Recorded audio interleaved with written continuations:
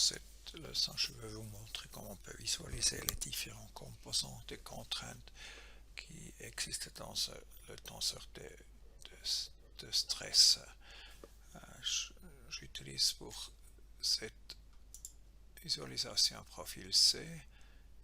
J'ai encastré une côte, j'ai fait ça 1 mètre longue, j'ai utilisé un UAP profil, j'ai introduit la force sur le centre de cisaillement, comme je vais vous montrer dans la théorie.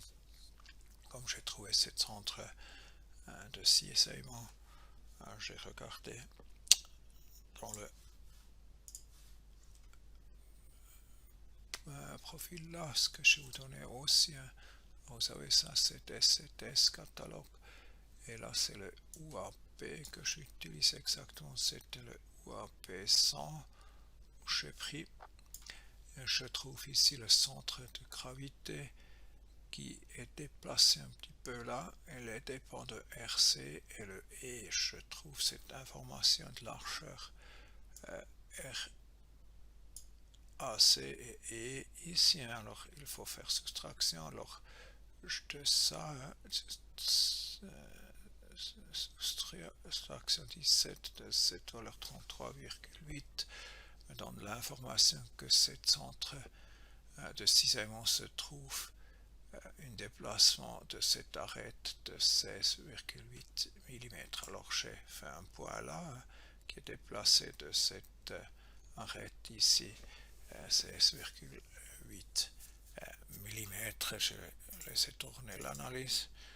Je regarde le résultat et je vois, vous voyez que j'ai utilisé des hexaèdres. Je laisse tourner le film et on y voit, il se fait flexion plus ou moins sans torsion. Je vous donnais un deuxième exemple avec torsion, vous trouvez ça sur le Moodle. Alors c'est ça, je vais vous montrer. Je change dans les contraintes sur les éléments. Ça c'est le formule, c'est ce qu'on regarde. Ce qui m'intéresse pas, c'est les éléments. Alors je regarde pas ça, je veux pas une déformation parce que je fais plus tard une coupe, une section. Je veux pas avoir la faute de l'angle. Alors j'ai ça, je suis pas du tout intéressé aux éléments connecteurs.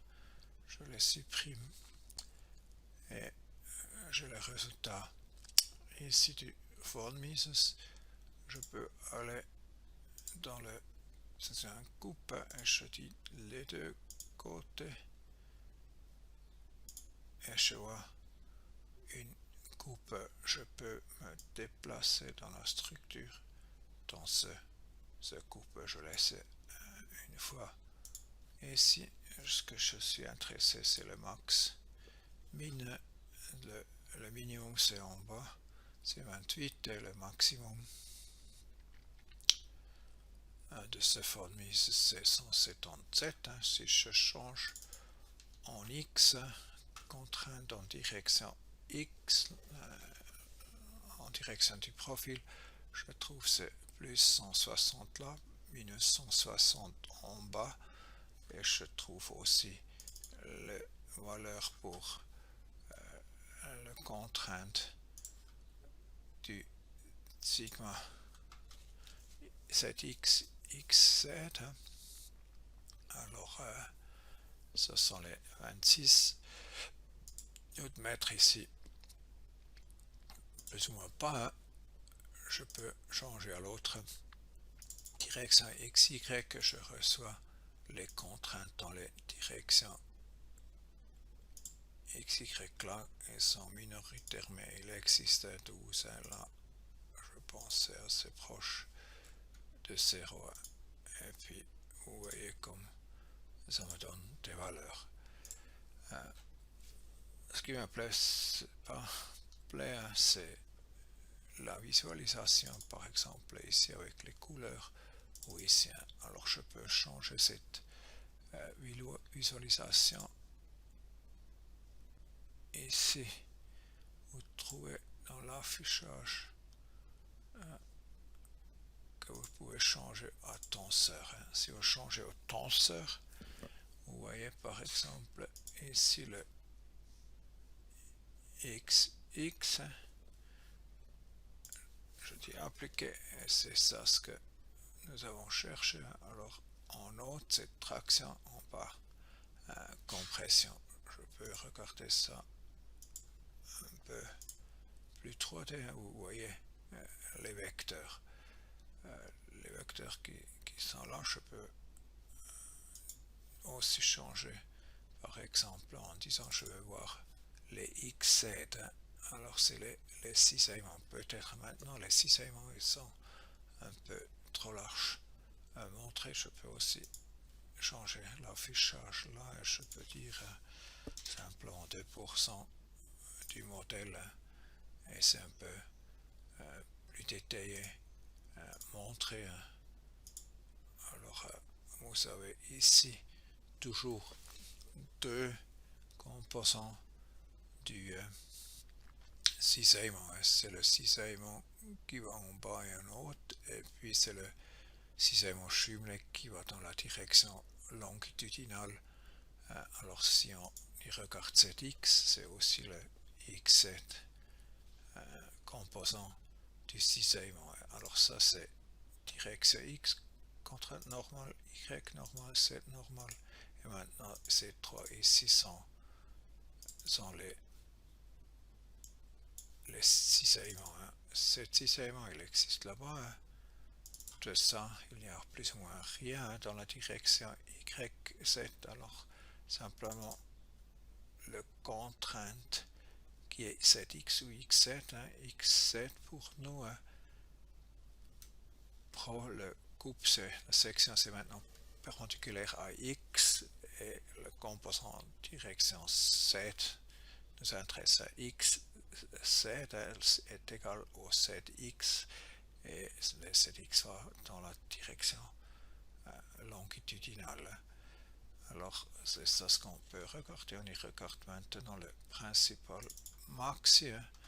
On y voit en auto c'est à peu près 160. Le minimum principal mini c'est la plus grande compression. Ce qui est intéressant c'est le cisaillement. Et dans le cisaillement je peux dire aussi je veux voir ça qu'on voit aussi la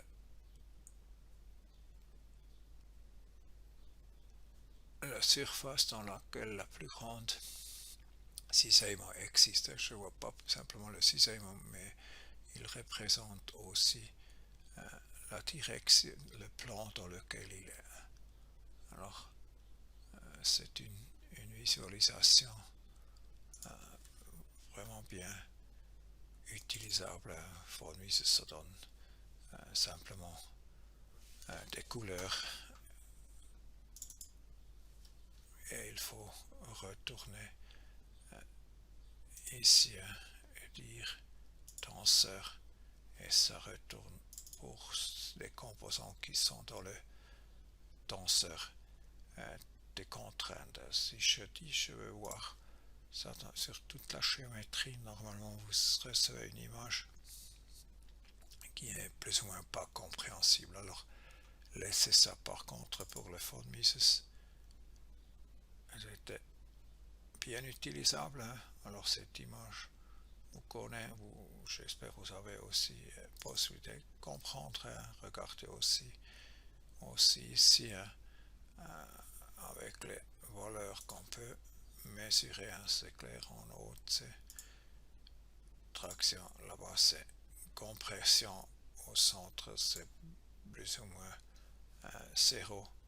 Ce qu'on y trouve aussi dans le Von Mises, mais là parce que c'est dans le carré, c'est toujours des valeurs positives, alors les valeurs négatives en carré, ça donne aussi quelque chose positif. C'est la visualisation de ces contraintes là. Vous pourrez faire par exemple aussi isosurfaces, vous voyez la surface avec les mêmes valeurs, aussi possible pour le cisaillement, aussi possible pour les principes maxiens. Alors on voit les couches avec les mêmes contraintes, même valeur du contrainte normale. Alors ça donne en principe la surface où les fibres de carbone faut être, et ici il faut renforcer avec des fibres latérales aussi dans cette position-là où vous avez des compressions ou aussi contraintes normales. C'est tout ce que je veux vous montrer. Essayez de faire ces images avec le profil, avec le centre de cisaillement, et puis je vais vous donner en Moodle aussi la solution où j'ai appliqué la force sur l'arête ici. Alors vous voyez de torsion, regardez là les cisaillements. Ce qui est là, c'est intéressant ce qui se passe avec les cisaillements. C'est tout.